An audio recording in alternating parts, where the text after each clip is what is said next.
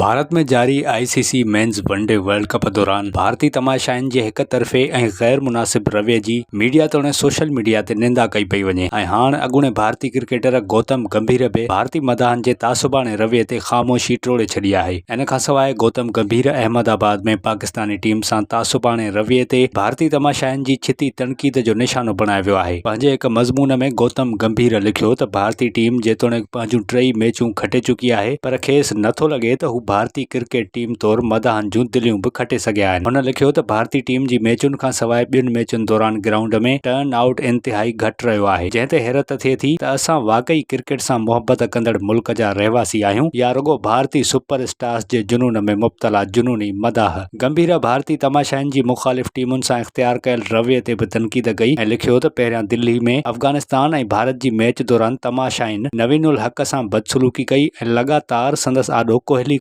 जा नारा हयां। गौतम गंभीर अफ़सोस जो इज़हार कंदे चयो त अहमदाबाद में पाक भारत मुक़ाबले दौरान टॉस जे मौक़े ते बाबर आज़म सां बदतमीज़ी कई वई, जॾहिं त आउट थियण बाद पवेलियन वेंदड़ पाकिस्तानी बैटर्स आॾो मज़हबी नारा हयां विया, जेको इंतिहाई अफ़सोस जोॻो अमल आहे। हुन चयो त संदसि दिमाग़ इहो क़बूलण लाइ तयार नाहे, जंहिं दुनिया खे हिक ख़ानदान जो तसवुरु ॾिनो इहो तकरारनि जे वर चढ़ी वेंदो। भारतीय तमाशाइनि जे रवैये जे करे पाकिस्तान क्रिकेट टीम जे डायरेक्टर मिकी आर्थर बि तनक़ीद कंदे चयो त ही आईसीसी जो इवेंट नथो लॻे। हुन चयो त मां अहमदाबाद में कमेंट्री करे रहियो हुयुसि, अहिड़े क़िस्म जो तासुबाणो रवैयो ॾिसी मूंखे बि फ़ख़ुरु महसूस नाहे थी रहियो। मां रांदियुनि में बराबरी ऐं अमुन जी प्रचार कंदड़ टीम जी हिमायत जे हक़ में आहियां, पर इहो असांखे मुख़ालिफ़ टीम सां बदसलूकी ऐं खेनि घटि ॾेखारण जो लाइसेंस नथो ॾिए। वाज़े रहे त 14 अक्टूबर ते पाकिस्तान ऐं भारत विच में अहमदाबाद जे नरेंद्र मोदी क्रिकेट स्टेडियम में वर्ल्ड कप जी मैच खेॾी वई, जंहिंमें भारतीय तमाशाइनि टॉस वक़्तु पाकिस्तानी कप्तान बाबर आज़म ख़िलाफ़ नारेबाज़ी कई। इन खां सवाइ मोहम्मद रिज़वान जे आउट थियण ते तमाशाइनि टिड़ ॾियारींदड़ नारा हयां हुआ।